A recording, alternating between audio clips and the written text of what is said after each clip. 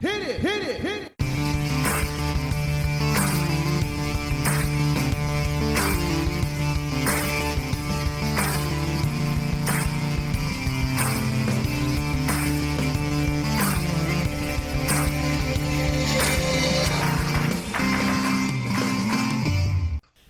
Thanks for joining us in today's episode of PodJerky.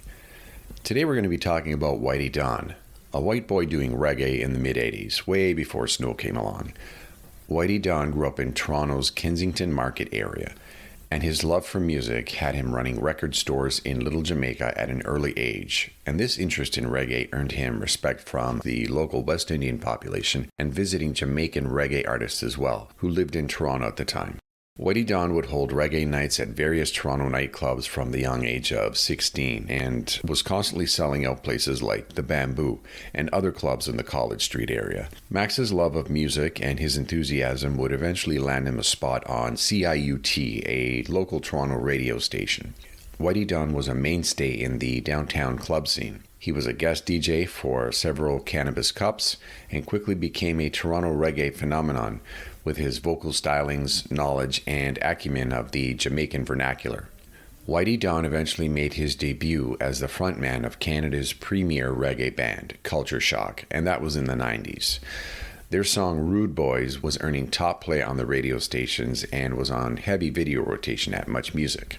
After several trips to Jamaica, he eventually became signed to the famous Steely and Clevie Records, releasing several well-known tracks, one of which was Murderer, and he was also featured in Billboard magazine. Whitey Don's success and musical stylings early on in his career caught the attention of Jive Records in New York, and this led him to a dream deal, and he was placed within the record company as one of the top artists. That same year, Jive Records signed Britney Spears as well, together with the Backstreet Boys, NSYNC, a lot of big names. While at Jive Records, he collaborated with the godfather of hip-hop, KRS-One, and released such classic bangers as Scatter.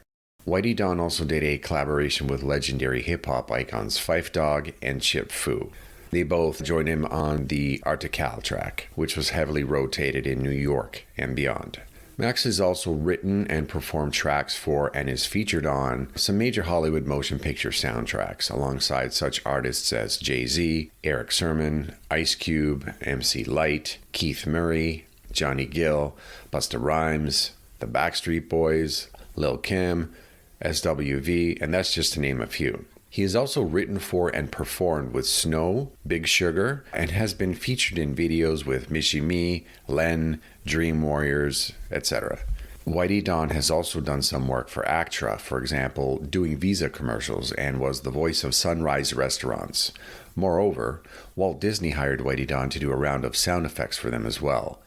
Max's vocal stylings, his versatility and talent were in high demand then and now. For the last 10 years, Whitey Don has been focusing on family and is presently working with several producers on new tracks, with an album coming out shortly. He was also featured on Thrust's new single called Skylarking. Here's a clip. Fire burn them out, high flame. We shut them up, chop them off clean. And them a wonder how we fire can tame. They put and we go dust them flame. Got the outer lava, can tame. Gonna shut them up, dust them off clean. This year they know them must get shame. Blaze to Thunderbird.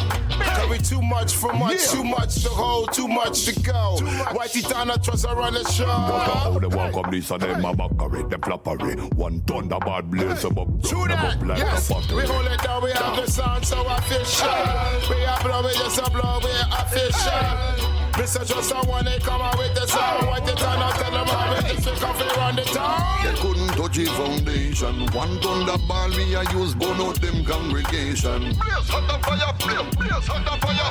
Blaze on the fire, blaze on the fire. After we are burn the fire, higher at the fire burn. When I raise up the lava, wonder which part them a done. One can friend me for the go Henry and a top, but say we done, boy. Blaze on the fire, blaze on the fire. Forgive them, Father, them know not what they done. One can rise up in the skies, a man not this, the better run. Them the front of me doesn't in front of me, only a pray with the better one. But we blaze on the fire, burn them, why? Cause we let it go, got the flow, got the rhymes, different times, coming with the errors and we syncopated. We sent Whitey Dawn a few questions to get this interview rolling, since this was done in bits and pieces due to the fact that he's so busy with his schedule, his family, and we just couldn't do a regular sit-down interview. So the first question was, how did he get started in the music business? Yeah, man, coming up from the early days, you don't know, right? I'm a selector in the first and foremost, I play records. All is about the records, you understand? A whole bunch of records. Crazy amount of records, you understand? And that was from the 70s. When I get my first 45 from Ronnie Bop across the road from Stranger Cole in a Jewtown, when them called Kensington Market. When I was in Kensington School, we used to skak school and go and thief mango in the recess. Down there, me Keith Williams, one of my old friends. Go and thief these mangoes and these things. And then we go buy a cigarette for the rest of them.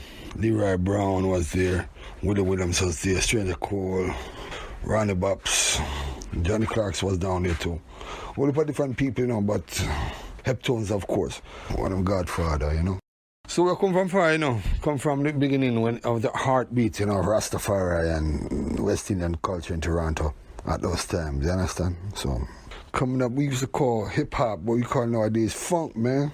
It's when BLK was just coming up, Kiss and all them something that we take up these, they call them cable and them things from the back of the stereo and try and get that as the antenna and try and get that WBLK in the basement. It's real funny, man. Some weird shit back in the day, man, you know what I mean? Anyway, I'm Canadian and American, man, so it was always just go between the Toronto being West Indian culture, because we come from far, we just come with there, It's not like these hurry come up people, force right people. We come from far and build a foundation here, man. Like I said, I used to run record stores, and I used to run record store at Eglinton West, Micron with Pete Weston, and Buddy Lee tune them, Jammy's tunes, Superpower. We used to wholesale, retail, distribute, and Micron label. They had a studio in the basement. You understand? Heptones, a lot of big people up there, Carl Dawkins. Those people are the big stars on those days was living here, Junior Reed have family here. I tell you, it's a Sammy Dread, Johnny Clark, Willie Williams. I tell you, Tristan Palmer. But if you even know about Beanie Man know more about the politics of Toronto than anybody, And Shabba used to rest on there, Toronto make Capleton fireman, Anyway, we got some knowledge, man, you know what I'm saying? And we was listening to hip-hop, we was funk, man. We was wearing all the baggy pants and all that. Shit. Man, it's a whole different thing back then, man. I'm 50 years old. I'm an old G, dude. For real. Old foot them call me, dude, at Jamaica. So, nothing to say. I'm a culture, dude. Tell this, man. Right? Anyway, that's how I got into this stuff, man. I started watching everybody from the Heptones and Studio One tunes and all the Joe Creed stuff in the early days, man. Coming up, man. Just want to be different from everybody else, man. Everybody else going this way, man. You know what? No, I'm going this way. Nobody heard about this stuff at the time when we were doing it, man. You know, they heard about it, but they didn't really checking for it. And I even made that test. See, let me tell these people who are looking at me saying, yo, you're the only person I know doing this. Some big people, man. These people that I'm talking about turn big afterwards. They're big people now. They say, Whitey Don, Max, I remember in your basement we was playing all that shit and you said that, reggae is going to infiltrate every musical genre. And to this day, it did. You understand? It still does. You know what I'm saying? So, we keeping it live, man. We just trying to keep this live, bro. We're trying to keep reggae live. We want the rockers live, you see what I say? So we're trying to forward that same way, in the music and stuff, on the same heartbeat, You see, when I say Rasta from birth, because Rasta come up amongst, I first respect, I'm not a religious man, I'm a faithful man, And I respect Rasta people good, So, to me, like those kind of up at the dancehall guys, respect it still because I know the dancehall, I know like clash thing and them thing. The man a big man, I didn't do a clash something. I both see what them, When they're out there for wetter people, Yeah, yeah, man. So, it's like, man, we just coming up from the gully, man, putting this foundation. We in the foundation, that's my crew, foundation crew. You know what I'm saying? We bigging this from the foundation, dog, laying the strips. You see what I say? So I don't want a man come think say when they see me come up and them kind of thing and force ripe, you know. Cause man original this, you know. I learn from the originals, man. I sit down with Coxon before him dead. You know what I'm saying? You sit down with all these people, bro. And I get to learn because I'm a learner, you understand? Yeah. But it's like, yo, man, it's just, that's where we're coming from, man. You know what I'm saying? And I want to big up my brother Mark Baines, too, because he was the other reason I got really into this, man. In grade 7 and grade 6, it got more deep, you know what I'm saying? At 7 and 8 and even, it's like, you know, my boy Mark from Kensington, who I knew, came to St. Lawrence Market area where I was living. And it's like, get the fuck out, you living in Mark? You went to Kensington then? I said, yeah, man. We ended up being like just like carbon copies. The first time I went to Jamaica was with him when I was 18, man. We told our parents, yo, man, we used to go down to Mark's grandparents. We were gonna find Mark's grandparents. We can get across. We get down to Jamaica, bro. We ain't got one motherfucking plan, man. We get the fuck off the plane in Mobay, and we walking around like bait. Fucking like, man. I just thought, okay, the first thing we're gonna do, we're gonna find a place to stay. So we'll find the YMCA by Jarrett Park. You see what I say? Go by Jarrett Park, I check the YMCA, I see Mr. Henry. Back in the day was Mr. Henry. And he set us good, you know what I mean? We had a great time there too. But then it was just on, man. That's 1988, man. A week after Gilbert, we were down there, man. There's only Canada trucks down there. You don't see nobody else but big fucking Canada trucks removing shit. And we were building up stuff, helping build some houses and stuff with some friends and shit. Got some money, did some things. But most of all, I got an education in life. And from there, life forward. You understand? Big up the Sterling Castle massive already, you know, from Erasmus, Naphtali, and Natty. You see them money, they you know, I like to big up everybody along the way, really. You know, Dave Kingston, man, I got to big that brother up right now. I want everybody to know about this brother, man. When we were kids, we listened to CKLN in Toronto from the one called Dave Kingston, man. His wife, Beth Kingston now, is responsible for some of the greatest photography in reggae music, period. And her work can be seen in many books around the world and stuff. They had Reggae Quarterly magazine they put out, man. Youth Promotion played at his wedding, man, in Jamaica. Remember this brother, Dave Kingston, man. Yo, if you're out there, you ever hear this, bro, you done know us. Respect, fresh, straight. That's how I got. That was my focal point in buying my records and stuff, too. So, yeah, I'm still in touch with him, you know. God bless you, brother. You know, did a lot of great stuff, just like Ron Nelson. He put Ron Nelson on to CKLN in all this greats to greats, man. You know, because I love Ron, man. It's my brother, too. You know, repping the hip-hop and all the big peoples out here. I can name names. I ain't gonna front like that, man. See, I ain't a front motherfucker. I ain't one of the people who be like in the vanity shit. You know, I ain't into that. You know what I'm saying? When I rest people, you know, I come up from the foundation, you know, we build it. We're not all there for kids say, we you know, yeah, so really, that's where I come from. And I forward from there. See? Whitey Don, you were hanging with some big stars back in the day, and I just wanted to ask what some of your best moments were with artists like KRS-One, Phife Dawg, Big Sugar, Sean Paul, Snow, Busta Rhymes, etc. Yeah, well, the people I come up with and really check, you know, for same time and been blessed to work with same time, and some people will just dearest bridging, you know what I mean? But some of them are big like that, you see what I say? Man like Snow, right? So really, a lot of people talking about Snow, and he's a big man, he's dope. He's doing lots of work right now. He just got all these awards with Concama, with Daddy Yankee and them too. He's doing a lot of reggaeton music too, which I was one of the first people to be blessing out here when we were selling on Eglinton West in the record store. Well, yeah, man, we gonna big up Daddy Snow, though, first and foremost. DKO, man, that's my brother right there. Been around together for many years. I used to tour with him, too, you know. He's a DJ, look at things for him, too, you know, but, man, some old friend, you know what I'm saying? Some deeper shit, too, like, I ain't really gonna share, but, yeah, I know his family, you know what I'm saying? Yeah, man, it was pretty interesting. I got some of the baddest Snow music that he's ever done, so Ain't nobody play me snow. I'll tell you straight. My DJ and selector too. As a matter of fact, archive is some records and stuff too, you know what I'm saying? So anyway, let's not be anyway, we gotta big up Daddy Snow. We're gonna big up KRS-One BDP, man. Some of the craziest shit.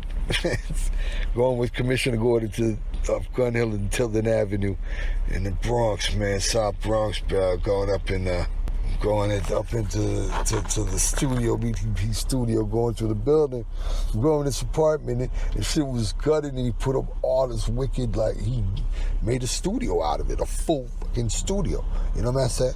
Like, ready studio, bad studio. And he took the walls out a bit, and he put in the new walls from the walls, you know, so he could self-contain it. Anyway, we were in there, man. Chris up in there was just part of it. He was just like, cool. The second, yeah, we on, you know what I'm saying?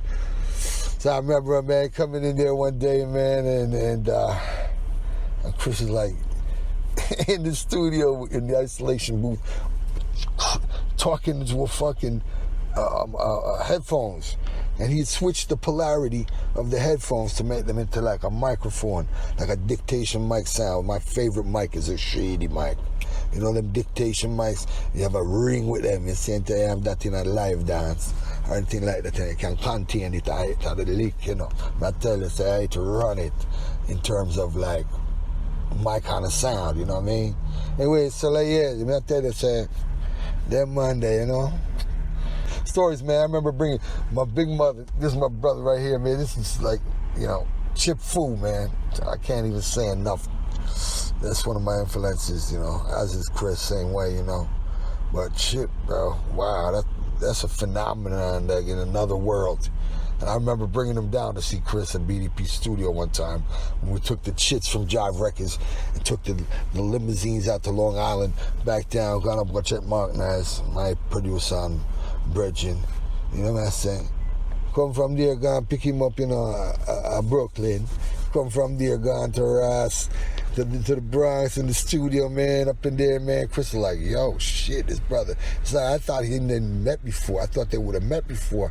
So I wasn't even sure if they did even, you know. But yeah, we have to big up 5-6 in Church, man, Brooklyn Avenue, and boroughs and biggest, and all that you want to call it. We're going to big up all the boroughs, you know what I'm saying? But Brooklyn, yeah, I got a special love for 5-6 in Church, Chip Fu, man. We're going to say that straight, you know, and, you know, I mean, everywhere in New York, baby. New York City is just like the Mecca, man. I'm going to say that straight, you know. As is Jamaica, as is where I might come from, Toronto, Canada, you know. I say, what a bonfire anywhere, you know, a blaze of fire and purified. Yeah, man, Five Dog was a blessing too, you know.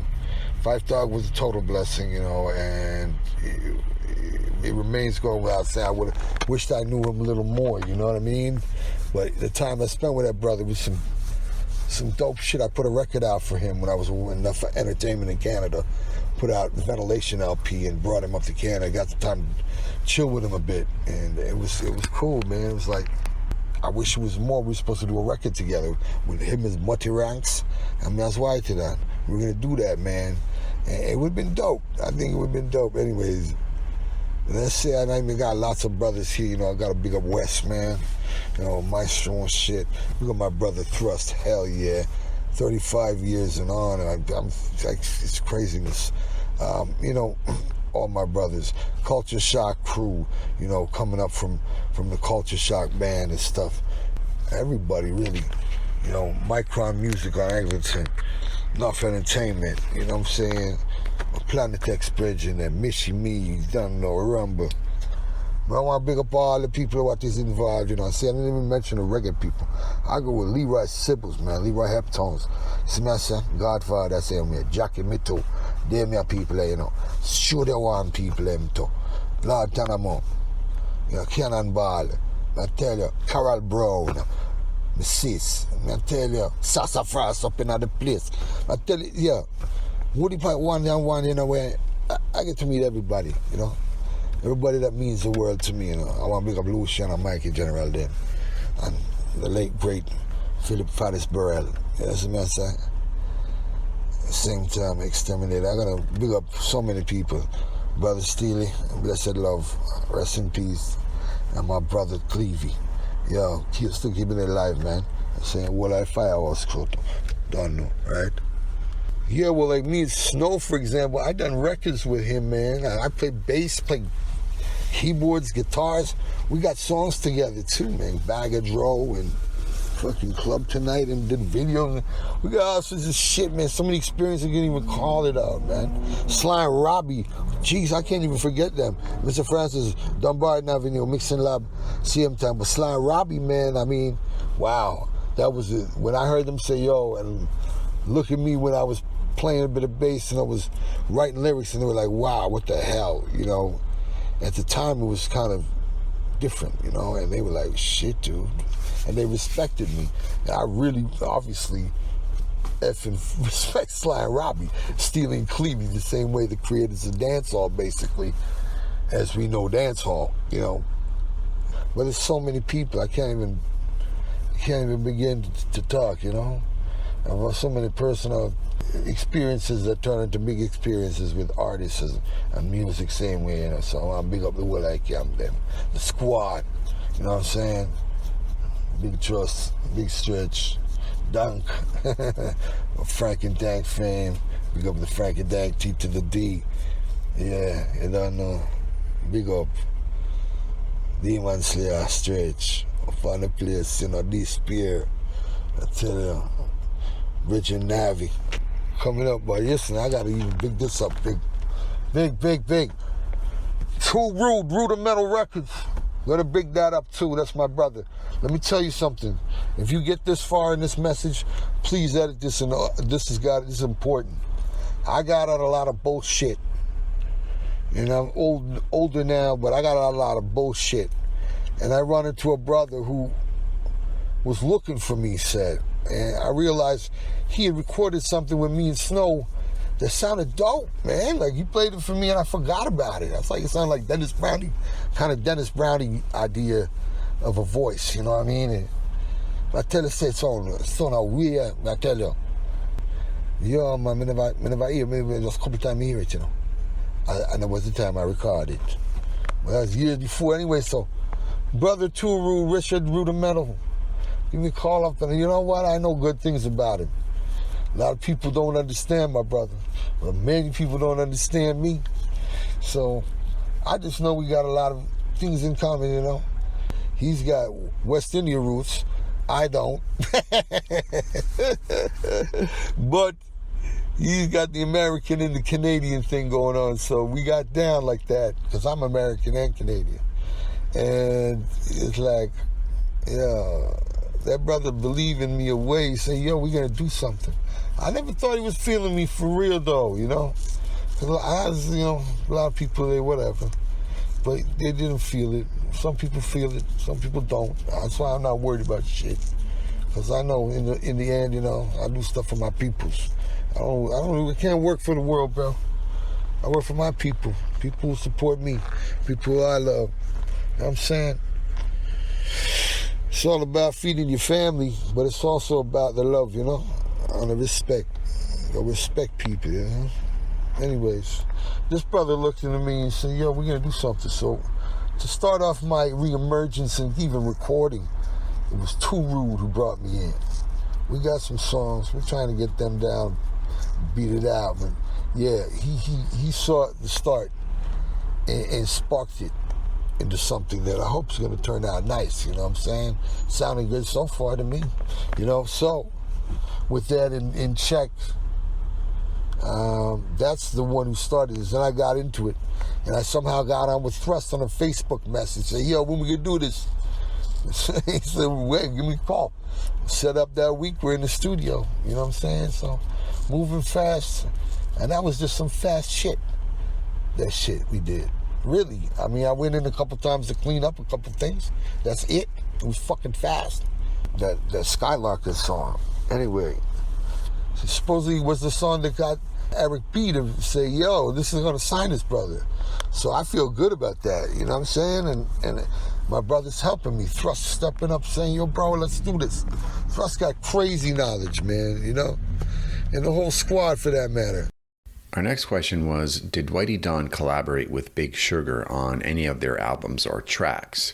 We also asked Whitey to talk about his special friendship with Gary Lowe from Big Sugar, and here's his response. I asked about Big Sugar.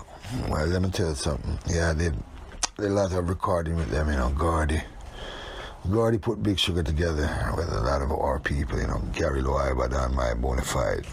Rest in peace, brother. Gary Lowe, the bassist, was our bassist with Culture Shock. And Gordy used to come see us play at the Bamboo back in the day. We used to play the Bamboo a lot. And you see how the place work and everybody work together and everything. And, Culture Shock did that go on them time too, right? So anyway, Gary Lowe personally became my son's godfather, literally. Gone at church and everything, I blaze the fire in our church. You know what I say? Big things, family that, So it was especially hard for me when Gary Lowe passed, you understand? I still don't really like talking much about it, but yeah, that was a serious influence in my life, you know what I mean? Gary Lowe. Whitey Don Lowe, right? But I go. Too much smoking, anyway. Yeah, Big Show with Gordy and the crew, even friendly man come through afterward, but he wasn't in Big Sugar when I was there. I just did some things. I recorded the Alkaline album with them. Just basically fooling around, fooling around. And Gordy's genius, he have his genius, you know what I mean? He just he put shit together, put in samples and placement and stuff. He real dope with that shit, but it was what it was, you know what I'm saying? But the fun part of that was the tour for me. The Alkaline tour we had, it was dope, I mean, Gary always out on the road doing something, as well. Some other things. It was a cool vibes, man, you know what I mean?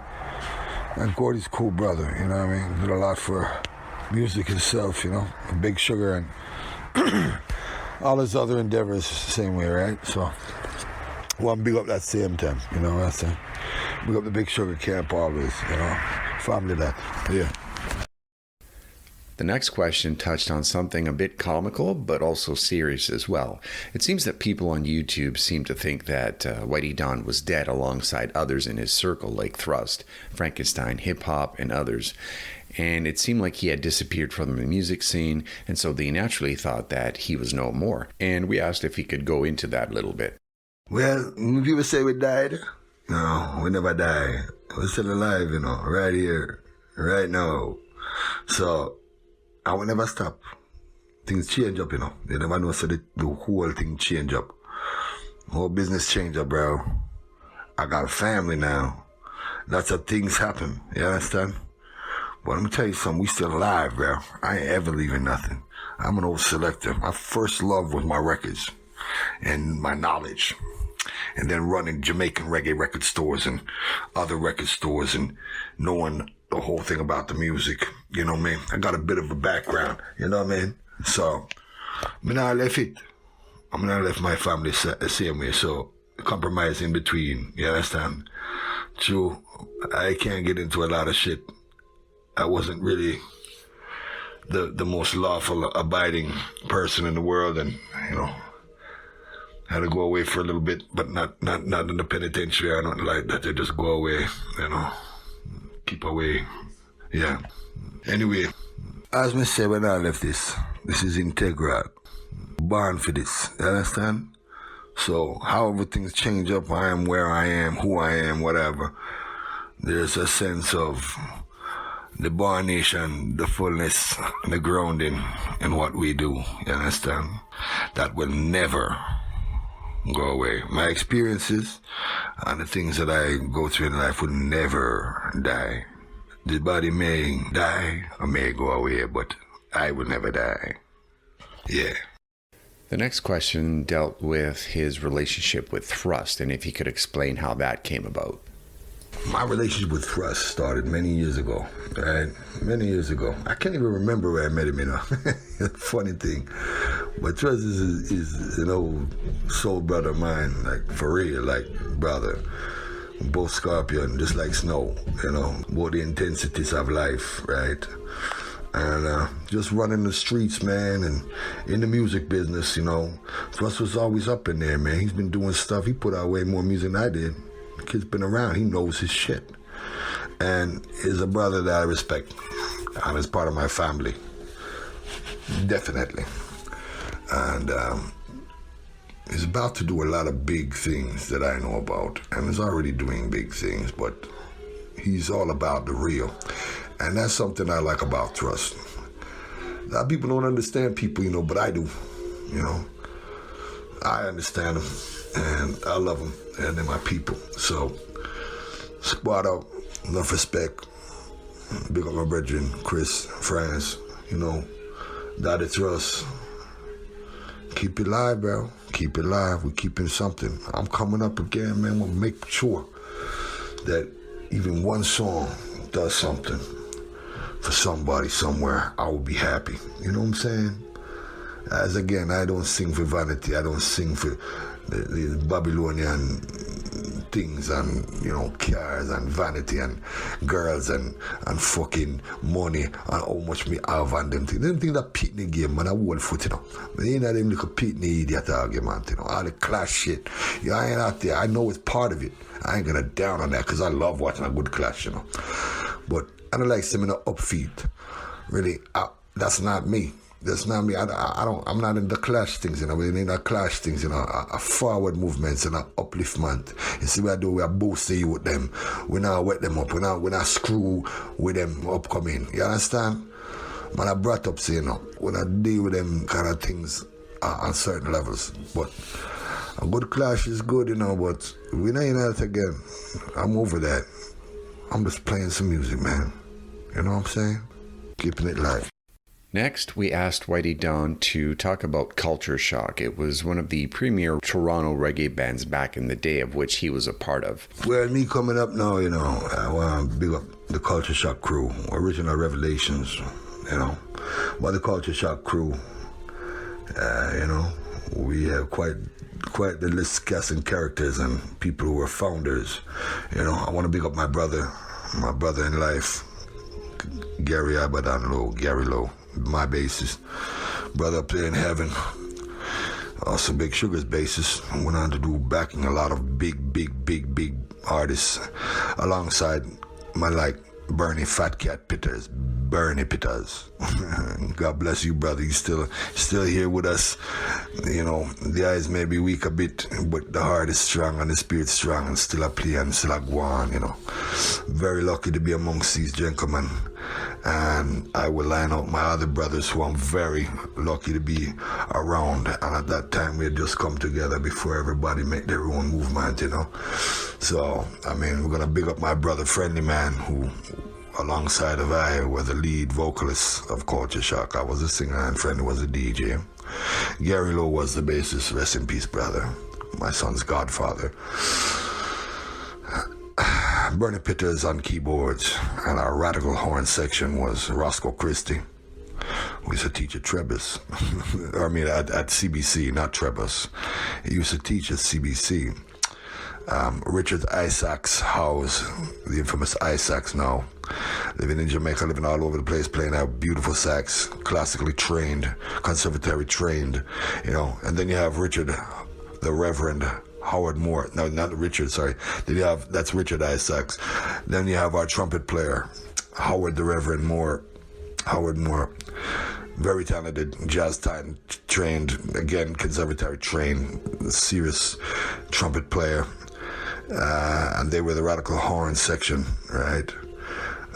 Friendly also would play some keyboards at the time too, and we'd play around with playing keyboards and bass and guitar and whatever the place was, you know. I'm gonna big up this last but not least because this man started my career, literally. At a youth of 15 years old, I go and we'll smoke some weed and down in Jewtown, the Kensington Market, from school on a Scark school. I'm go down there.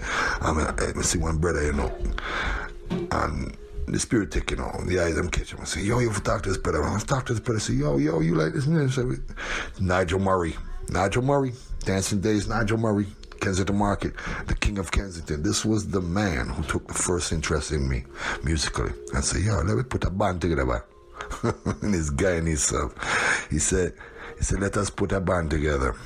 And that was just a dream to me at the time because I never had anybody look at me like that. I was a DJ. I wasn't a singer. I wasn't a rapper. I was a DJ. But my knowledge was good and I wanted to take it further, you know. So, again, Nigel Murray saw me, drummer, Dread, with Sunforce, his band, and decided he was going to do something else. And we put together some side group. And then Stephen Cogdell from Lionheart Studios was the lead singer at the time, and David Parker, who I have since not even heard from either of them for a while, so I'm sure they're doing other things, but they're out there and to be bigged up same time. We always had amalgamations of all the other bands too, like Eric from Messenger. We love Messenger. Messenger is our friends and families too. Then we have the Fugitive Crew, and we only put crews around the time, and everybody was supporting each other, you know, and that livestock, you know. But my band was my band. Let me see how much people know. Gary Lowe, 1, 2, 3, 4, 5, 6, 7, 8. 8-piece band, you see? With a horn section of 3. Anyway, that was Culture Shock. We used to give away... We used to have lineups at the Bamboo. We used to be one of the Bamboo premier bands. And we packed that place up and gave away, you know, trips and shit. It was great to come to a Culture Shock show, even I know that. So, just fun. Everybody was a fun character. That was Culture Shock. Now we're going to play a clip from Culture Shock featuring Whitey Dawn, and the clip comes from their hit called Rude Boys. The rude boy, stop using gun like it's a toy. For real, man, we're not doing anything there. The rude boy, stop using gun like it's a toy. But say up. We don't like all the wrong things they're doing, so them checks say we stop. We not into the games that they're playing, them won't get killed off. Cause if you live by the sword, you die by the sword. If you live by the gun, you die by the gun. You live, I want you to listen to me. Show away your gun and live in anything. Can you imagine that? Bad boy, the rude boy, stop using gun like it's a toy. Bad boy, the rude boy,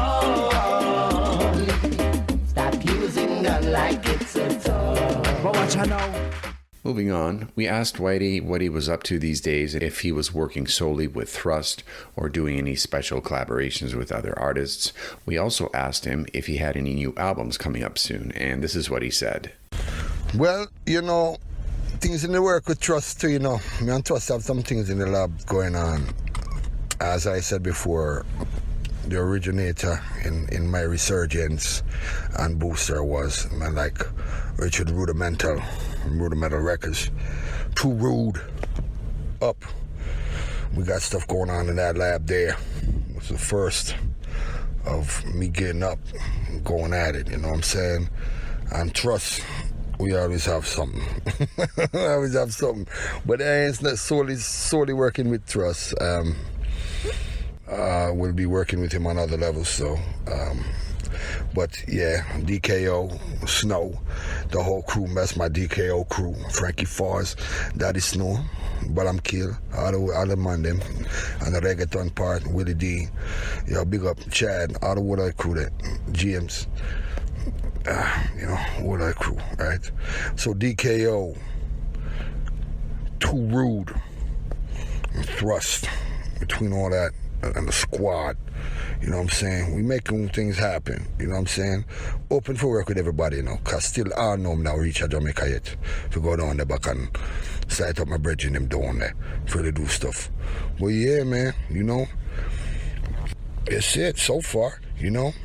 And we just coming up. I'm looking to bring about the rockers again, you see?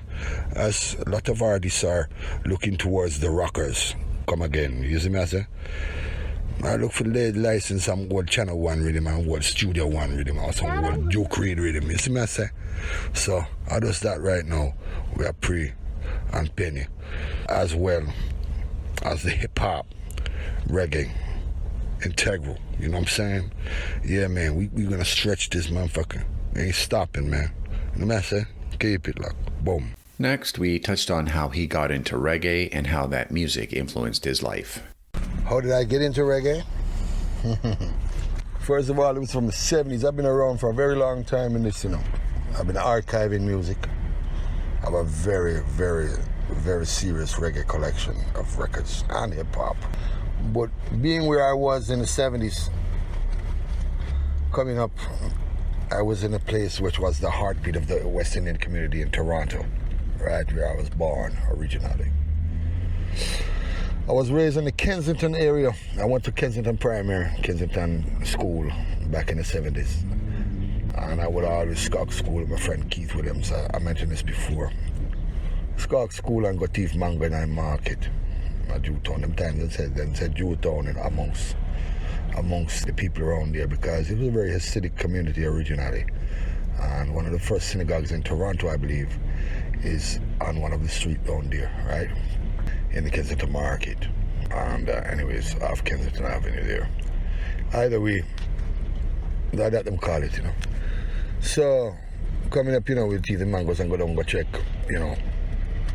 Ronnie Bob Harvey from Scatterlights, who owned a record store on one side of Kensington. And across the street was the original Stranger Cole and his record store.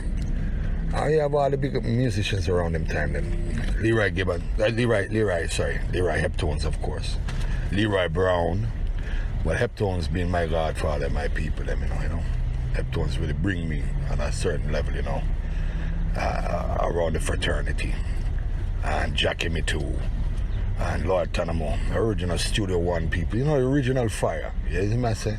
And they were living in Toronto. We have people like Sammy Dredd living up here at one point, Johnny Clark, whole heap of big Don, in a notch in that business sometime there. You still have some big people here too, like Junior Reed's families. Half Pine, I believe, have some family, I'm not sure. But Tristan Palmer, Linval Thompson, a whole heap of them really live here, in Carl Dawkins. A whole heap of them, my name start, You know what I say? Between the record stores and stuff. But anyway, those times come after anyway, but up at Eglinton. But anyways, and those times, man, in the 70s, I would get truant, they have a little ras man, them carry me back to school and say, yo, they out that truant, they come in here, smell like a bunch of fucking weed, carry me in the office, say, yo, they knew my moms too, right, who used to go down to Tiger's Palm Cove in the Kensington Market there as a kid. We would go down there with her, My mother knew a lot of people. She was down with Zulu Nation and shit even, She get down with some people, you know what I mean? Anyway, it was an amazing upcoming. And from there, that sprouted a lot of reggae conscious and West Indian conscience in Toronto. At that time, it wasn't really like, nobody really knew about reggae. We didn't know about it, yeah? But it wasn't anywhere to be up there on the map yet. It was there on the map, but up and coming, you understand? And that's when what is the word? That's a prophesize. What do you say? That's when I say, you're gonna watch reggae. I said, watch reggae. Everybody said, what are you listening to, man? I mean, in grade 1, I walked into my class picture with a tam on my head. I got a tam on my head, man. Rastam. I know nothing underneath. Grade 1. Yeah. Anyway, I say, that time, it was not anybody was like, what was that? Everybody listened to Elvis, some Chuck Berry, the Monkees or some shit, I mean, I like that too, watching cartoons and stuff and watching the Monkey Show and all that crap. But, yeah, it wasn't for me. And even at a young age, I had a sense of, I want to be different. I don't want to be the same as all these people. And throughout the years, it stayed so.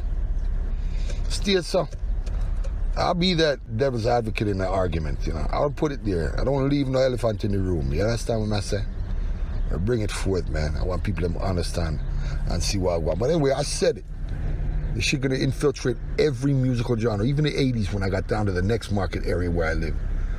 1980, 79, we moved down to the St. Lawrence market area, where it was just being built in Toronto. Again, in the next market area. But yeah, we carry the consciousness around there. Still at that time, there was no real reggae. You understand? Man was playing reggae music in Jamaica and was playing, in the small places and stuff. But you don't really see it more and so, So It's like people be asking me, say, what you doing, man? You don't know, you understand this? I understand every fucking word, remember? And I even talk like that. You understand? So when you hear me talking back and forth, this is because I saw me talking. I'm telling you, you know what I'm saying? I talk Jamaican. It's fucking comfortable for me. You know what I mean? And even so, you know, if I'm going to Chinese community, I got people from all over the world in their little sects, you know what I'm saying, and their little areas, and I go amongst them people like Little India. I'm Ali in Little India, Gerard Street. They all know me as Ali. You know what I'm saying? I get down with Bhangra artists. I know I got down with Daler Mendy and Malkit Singh and, you know, Pali Sago. You know, talk about that anyway. Man, talk about reggae and stuff. But the reggaeton, I was one of the first people to start playing that and boosting it in Canada when it first came out. When te ves buena, bien, tú te ves bien, El General and Nando Boom. All them one day. We would play them long, right? Before that, the Yankee came on with Gasoline and brought that whole shit right to the world's face. You know what I'm saying? We was up in the underground in a foundation building. You know what I'm saying? Because we built the foundation hard. I left a mark. You understand? And that we want to do in our life. Now I look for the vanity again. I mean, I tell you what. Coming up, man, I got real lucky. You know, I started running one of the fucking big record stores on Eglinton West, Micron Music. Pete Weston and Bunny Lee. Like, all the largest distributor of Jamaican music in Canada off Eglinton West right next to Raps. I mean, what a perfect spot for someone like me. Love the records, love the music. I get into this, man. I start, you know, when I was DJing in 1988, I started DJing in 1988. This was even before getting to that record store. I was DJing at like Tasmanian Ballroom on Jarvis Street, where I met Friendly Man, Chester Miller, and all the brothers be coming down there. We had a reggae night. I was 18 years old, not even legal to be shit, just DJing this stuff. And down the road, man, I wrote my first song at Golden Griddle, man. It's fucking funny.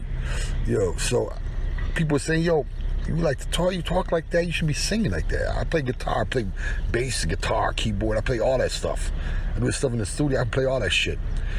But it's like I had to have a guitar with me if I was in the woods or smoking some weed somewhere. There was an existential outlet to do that stuff. Well, why not use my voice when I'm walking with my voice everywhere? Why don't I try something like that? I talk Jamaican anyway, right? I talk enough to do what I'm doing. And it come through, you know what I mean? So I just care that, you know, I ain't going and start DJ, do all these like small things. And I will remind you, I suck, bro. My buddies would record me. They're like, yo, Whitey Don, song good here. Yeah, whatever. They're just boosting me, you know. But it shit sucked. I listened back to somebody, I was like, what the fuck was I thinking, man? Damn.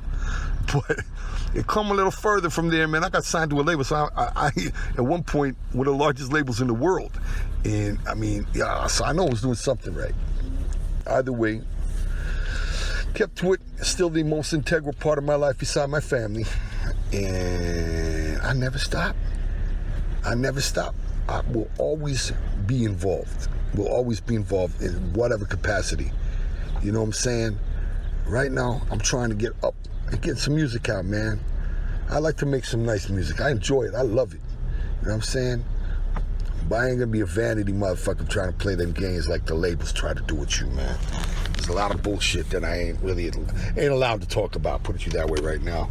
So I'm gonna leave that alone. But see you time, man. Just know your business. We'll get to that in a minute. But it comes from there, man. It comes from there. It comes from the hood. And it comes from just real. You know, I want to be different. Still strive to be different to this day. I don't want to be like them drone people. You know, I got a lot of drones out there. Babylonian drone. It's just not me, man. I don't agree with them. So I just kind of keep to my own self, you know, and certain people with me around me boost me, and I boost them. You understand? So we coming from far, man. We ain't just coming from where they, we in a hurry come up, you know. With a force ride. We coming from far, you know what I'm saying? And then you got hip hop coming up. I was listening to that when we was listening to funk. Again, when BLK was just coming up and Kiss FM, we had to take the cords in the back of our stereos to hang all over the place to catch the signal. I mean, we were listening to all that old stuff, bruh, you know? And it was pre-hip hop as well. It was funk, man. You know? I got some old records here. Even when hip-hop was starting out, man, it's an old blow. I got the Blowfly 12-inch. I got all sorts of old shit. Rapping Duke and Grandmaster Flash, Furious 5, Kool Herc, Africa Bambaataa, the old Tommy Boy Johnson crew, shit like Planet Rock and all that. Like, yo, I got all that stuff on vinyl, man. You know what I'm saying? But remember, and I will say this first and foremost, I'm in the hip-hop scene through reggae. Just like hip-hop was started through reggae. I know that is a fact. I watched it. You know what I'm saying? Kool Herc, big up. And you know what? I love it all. I love it all. And me knowing the racial injustices of the world, watching the injustices, watching systemic racism as a child, I hated it. And I fight it. Eternally, continually. I don't stop. I fight and burn it out. And when I say burn it out, I'm talking about the purification. I'm talking about purifying. I'm talking about blazing out to purify. When I say fire, burn that, it's a purification process. You know what I'm saying? Not no bullshit, burning out, Nazi shit. I'm burning it out. We're chanting it out. We don't know what we can do to let it be lit up, seen, and acted on. You know what I'm saying? My family is multiracial, if you want to call it that. Multi-ethnic, multi-whatever. You know, it's all the same to me. And that's one thing growing up where I did and the way I did, is everybody the fucking same, man. I cut your ass, you fucking bleeding blue and it turns to red when it gets out. You know what I'm saying? Fucking real shit, right? Anyway, that's what's up. Next, we have a clip of Whitey Dawn from the track titled Murderer.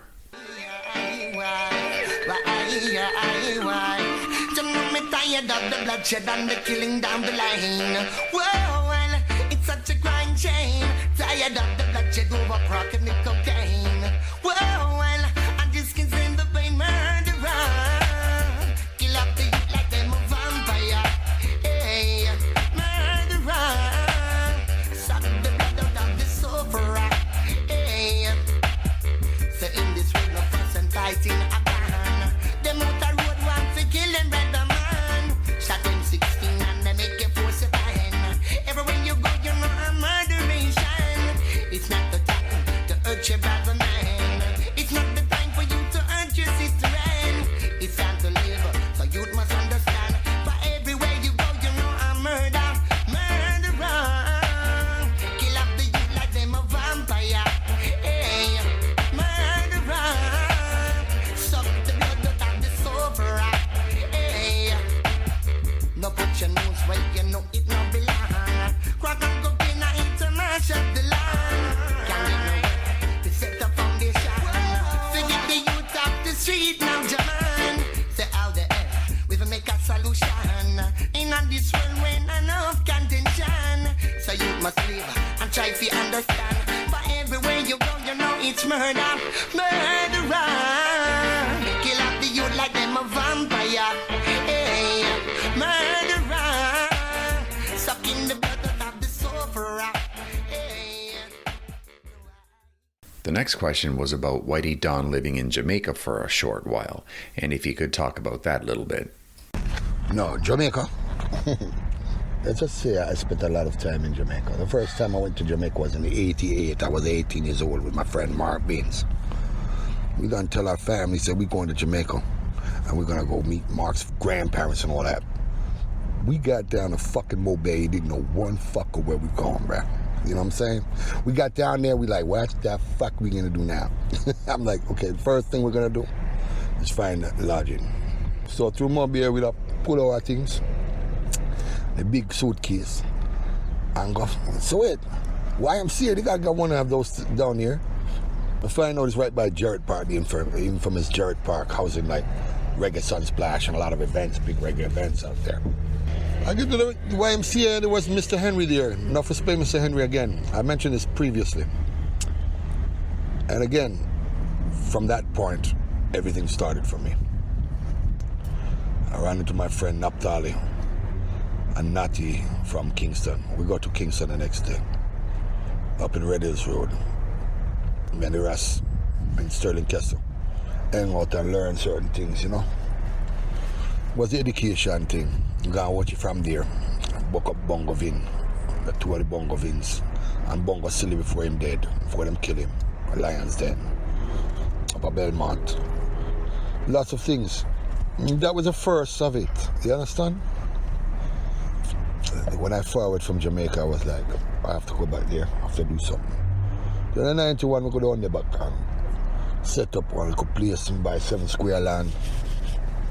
I'm a little house, a little Peugeot, I'm a little ladder will come after.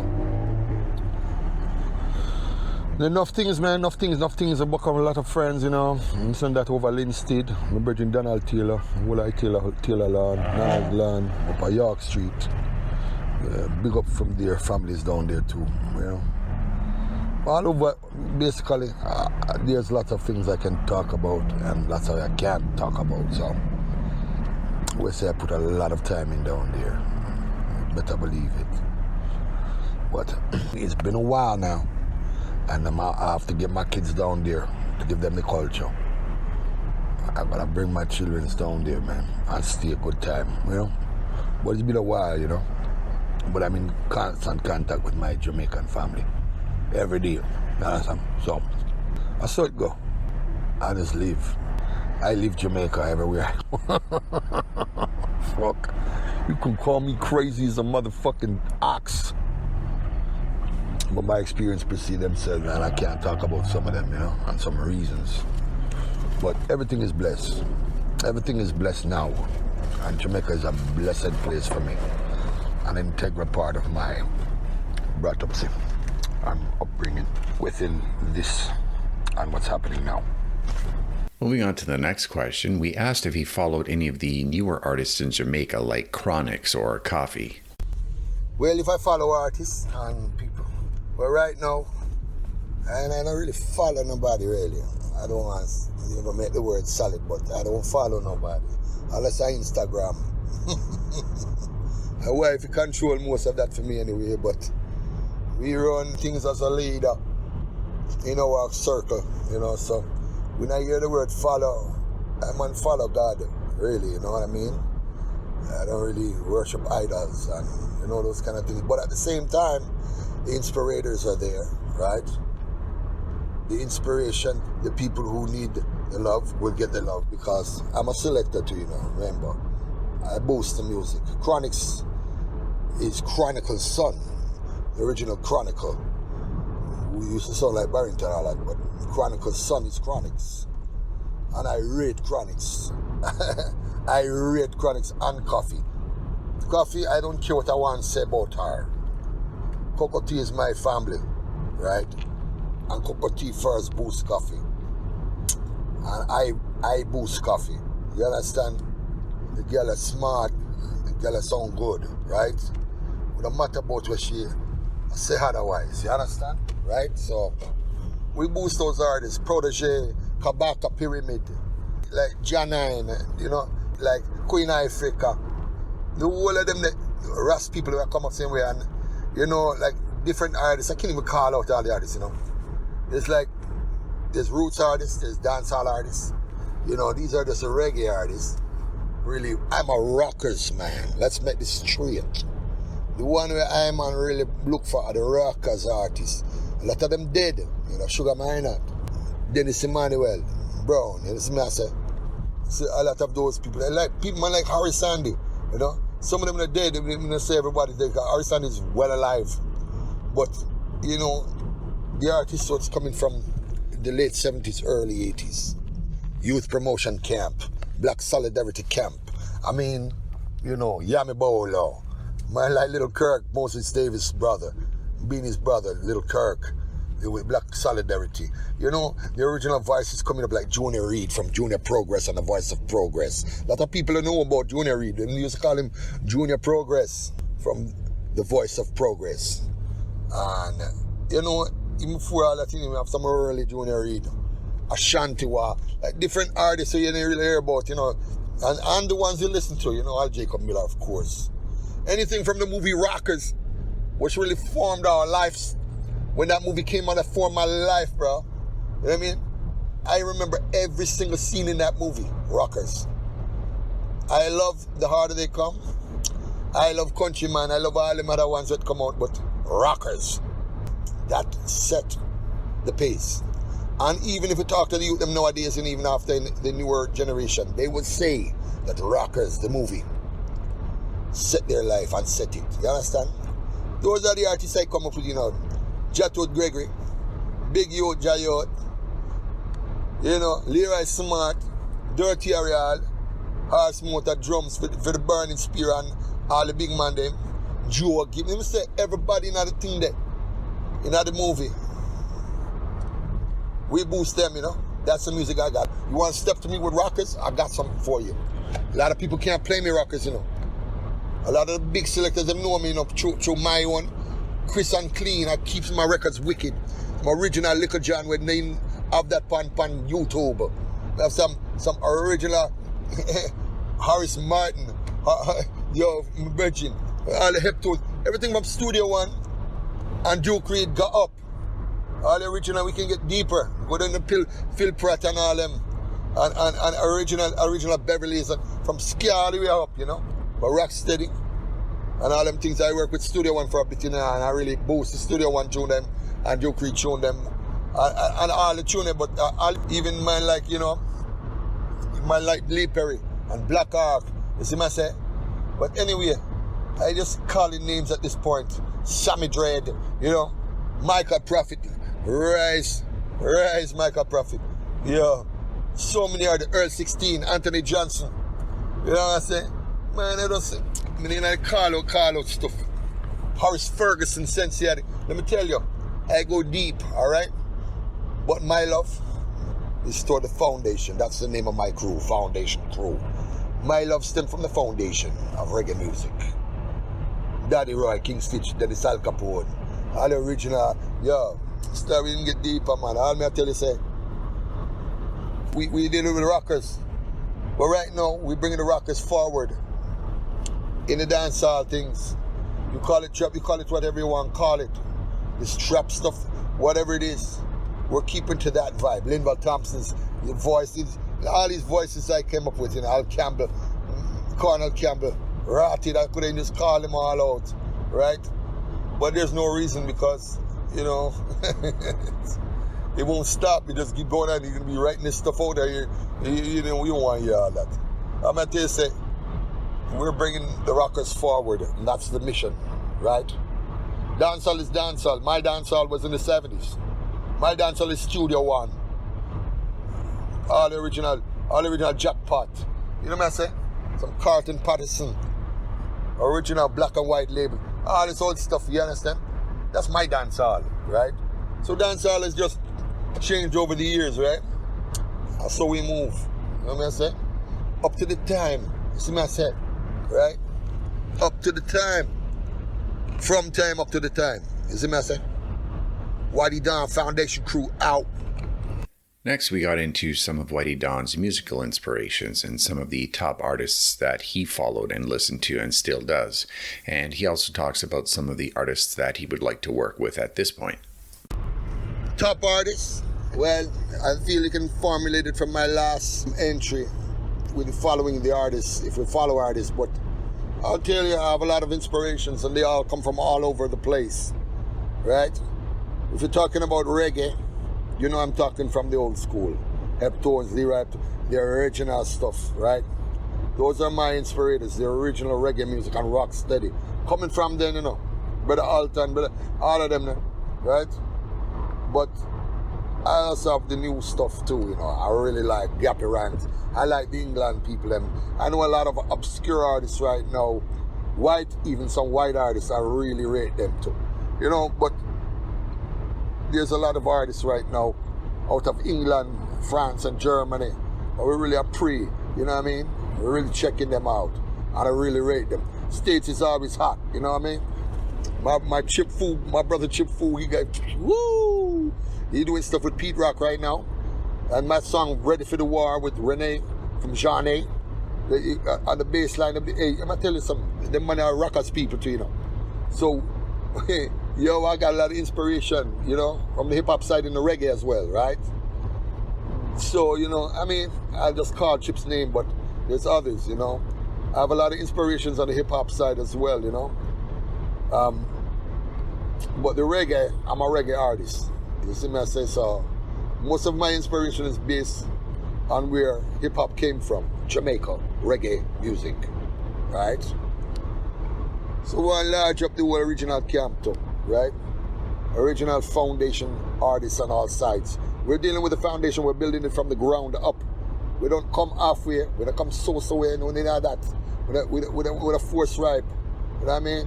When a hurry come up, we come from far and build this foundation, right? So, anything we sound good, we're gonna boost it proper. We don't do no slackness stuff, I don't care for all that, you know. But I respect the artists coming out with their things. All Mr. Cartel World Boss, you know, we are boasting the World Boss too, because he's a human being too, right? And his music is doing what he's doing. That is his business. But I don't really find myself playing slackness music too much. I have some great Vibes Cartel music though. I have some great Bounty Killer. I'm a bonafide. Rodney Price. Oh, you mean? Bounty. Up. Skid them crew. Up. You hear me, I say? Yo, one of my DJs are busy signal. I tell you, say a lot of them, even with them talk them things there, I with them talk Stylogy out of England, Gappy Ranks. I tell you, a lot of them guys, MT41, what was in them again? MR something. He's a white boy, a little guy, man. He's wicked too. You want to hear this fucking guy? And some people from all over, there's a lot of different people, different colors of people, different things going on. And we got to ribbit that thing, because past all that, this is now past just Jamaica, just Trinidad, just the West Indies. This is now transversed into a full worldwide phenomenon. This music, reggae music, which bring on to hip hop. I look at hip hop, man. This is, whoo, them beats, bro. We trying to mesh it all together. You understand? So anyway, I'm gonna say, we are boosted things. We are boosted things, right? All the good music, right? I feel I'm missing so much in when I'm calling names. Like, you know what I mean? My brother Mikey General, I want to pick up same way from Walker John, from those back in the day, Channel 1. Barrington Levy, of course. Loshe. You know what I say? Yo, I will large up the camp still, you know. I pick up the fallen soldiers too, you know, when you say them fall. Sleeping soldiers, right? I like Barky, big up. We see him pass right there. And I'm not going to call out them names. All the music fraternity that's boosting reggae music and responsible for the integration, we're going to big you up, all right? Do what you do. Eat some food, but take care of the world. Try to say something for the world, right? And we're good. I don't know. Bless up that foundation. Next, we asked Whitey Dawn if he could share his message to hip-hop fans worldwide about the future of hip-hop and what his plans are for the upcoming future. Well, if I had a message for the youth then, besides, yo, just keep looking forward, man. This ain't just one door. There ain't just one door, man. When they say you got one fucking lick, now that's bullshit. You understand? You have as many fucking licks as you put up there. You gotta have good fucking music. Your music sells you. You understand? For your music not so one, you're not gonna get the bread, right? And you're not gonna get the blight. So keep your shit tight, man. That's it. Or keep working at it. One thing I would say if I was an A&R, I wouldn't say, yo, I don't like that. I want to say that shit. I would say I can't use that right now. So smart people, give a boost. That's great. Come back when they're ready. Some people need to hear it though. The reality is harsh for some. You know what I'm saying? If I had a message, man, I'd just say, take your time and build a foundation, right? Don't step out of that, man. Build, right? Build it from the bottom to the top. But we don't start at bottom. We don't really say bottom. Start from the beginning and full up. You understand? So it's like build, right, basically. And also the next one is something that's pretty interesting that I think is quite fucked up with a lot of people that I know appears to. It's like people become, just check this out. You stand out there and say, yo, brother, yo, check out my mix CD, man. I say, okay, first of all, before I say anything, everybody needs representation. You understand? Everybody needs representation in every form. If you're trying to sell something, you're trying to do all that shit. True, it's like, as I was just saying, you know, motherfuckers come up to you about beats and, yo, check out my new mix CD. Yo, I work real hard on it, man. And I'll be like, yo, yeah, that's cool. That's cool, bro, you know, because I always pick it up, wow, wicked. But imagine if you even got one of your friends who knows you, who knows your music, or even give my little smiles after. Yeah, they say, yo, big up my things, man. Instead I have to go out there, go big up my things. Nah, man, go out there, man. I've got one representing you, man. Yo, check it out. Check out my brother's stuff, man. He's working real hard on it. Yo, that's what I'm saying. Yeah, this hot. You have a hype man, you know what I'm saying? You always have to have a representative, right? Try to do it. If you can't, you can't. But try to have representation. That's my message, man. I got so many other ones, but, man, try to get people on your side for that, man. It works, bro. It works, people. You know what I'm saying? People need to represent you, make you look higher, you know. That's what I'm saying. The artist is supposed to be the artist. You know, management is management, but that's when you got money to pay. Management costs money, remember that. Ain't nobody in this game trying to give you shit without wanting something. All right? Remember that too, you don't know. But the biggest, and I said it before, was remember, when one door is closed, many fucking more is open, man. All right. Next, Whitey Dawn talks about the resurgence in boom bap hip hop and what he was seeing or hearing in the industry. Since the auto-tune came in, you know, artists has been coming up more and more because they don't have to sound as good, but even a lot of them who sound good are using that as a sound because that's the sound. That's the next generation of shit. You got to keep up with your shit, man. So I don't hate on auto-tune. I use some of that shit myself. I don't really need auto-tune, I don't believe. You know, a couple things I sure might have helped out, but you know, most of it, I don't really need it, but I like that little sound for those things there. When it comes to the roots and them things, we don't really need them things because right now we are trying to bring the roots back to. I'm with the hip-hop and reggae all the way, but I'm also with the reggae all the way. I would like guitar, some original rhythms from Channel 1, you know, Studio 1 rhythms, and just license them and do my stuff on those. You know, that would be my favorite thing, you know. But I'm working with some great producers, and I got a ribbit that, you understand? I have to boost that, you know. Too Rude, Thrust, man, shit. My crew, my squad, my brother Dank, Frankie Dank, Dank Reharv, bigger, you know what I'm saying? Big Stretch, you know what I'm saying? My brother from the Riviera Regime camp, Clee and them. You know, I mean, a lot of people here, you know what I'm saying? A lot of people bringing it up. Let's blaze it. What? Whitey, my next question to you was if you could just talk about some of the artists that you would like to work with. Artists I would like to work with? Well, I tell you, as I said before, foundation artists. Well, bring this thing forward, you know. Of course, I would love to work with a lot of dancehall artists. DeMarco. Okay, straight up, DeMarco. Definitely, DeMarco. Remember, not just DeMarco, but there is a lot of people who are very talented in the studio as well, right? I want to big them all up. And there's a lot of great DJs, Assassin, Sasko, Busy, you know, even Bounty, of course. TJ, like all them that come up, you know, Alkaline, yo, I-Octane, Ross, yo, I tell you, man, a lot of them artists where come up and them have the auto-tune and them thing there. Me read that, I don't care about that up to the time, and we have to keep up to the time. There's a sound there that we have to keep up with. You understand? You want to eat, you want to stay above, don't sell out. Just utilize what is there, what everybody else is utilizing, right? There are so many artists I would love to do work with. Some of them have nothing to do with reggae. You understand? Some of them are like Frank Sinatra. If I could have, I would have do Frank Sinatra or Tony Bennett and do some reggae with him. You see me I say? But there's rock bands, there's all sorts of different bands, jazz people. Yeah, I would have loved just make the fusion, you know. There's some great music out there. There are some incredibly brilliant minds out there. A lot of them, I don't call out their names yet. But I would really like to see a fusion of some of the greatest minds to the point of credibility. So if it's reggae, it's going to be credible. If it's going to be hip-hop, it's going to be credible.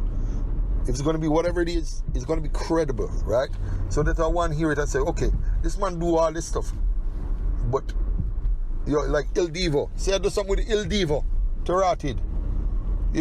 Yo, or when Ross tune out with the NBA, you know. I want to make sure, all them kind of, just thinking all this stuff.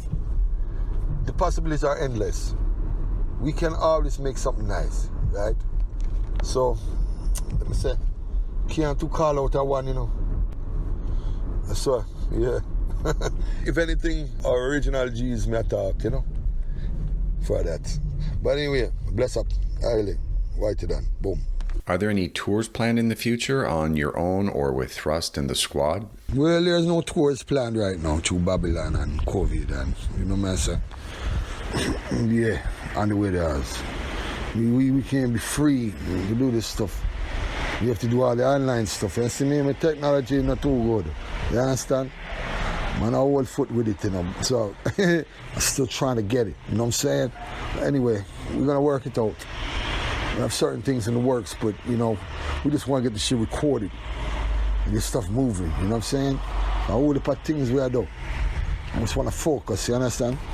So, and that's what I do for now, And trust, him don't know all the things that him don't know what we do, because I trust a bridge, bigger things in the works, and we never said nothing yet. So anyway, enough things, keep it blessed, and try to keep it on the forward, man. Keep alive. Keep the family alive, you know what I'm saying? Straight. One. My next question was, what big changes have you seen in the music industry, and what do you see in the immediate future for independent artists like yourself? Well, you don't know the changes in the business is big, man. That shit fucked up. That shit fucking turned to 180, man. A lot of people feel it, But smart, they got on that shit, figured the shit out, man, So there's money to be made, but a lot less, man, especially with this bullshit going on. Fucking touring, yeah. So, like how all the labels get buyout by the one big day. Whatever the fuck, I ain't gonna name nothing. Yeah, I'm keeping to some distribution, man, if anything. And also, there's a great new concept. Actually, it's not even a new concept, but it's a solid concept, and you'll be hearing about it. I'm just gonna plug it. Eric B. Music Group, straight up. Thrust, big it up. Don't know, right? We're bigging this shit up, man. Certain ways to do this. Do it properly. Distro Kid, up. Yo. So we're about to wrap up this interview, and I was just wondering if you can just go into how an independent artist can make it on their own. Any tips or wisdom for hip-hop artists just starting out? What kind of things to be on the look for? The best thing right now, as an independent artist, just know that it's all about independence, right? Right now, you need to get your stuff on. There's people out there to help you, right? But it's not about signing your life away, right? You can have your cake and eat it too. As I was plugging before, I ain't just gonna plug. It's a great concept, brand new thing. Eric B. Music Group, bigging up my brother Thrust and the squad. See what I said? Yo, some big stuff, man. You gotta try it. You're basically as good as your music, man. Keep your music coming, keep it good, and keep focused on it.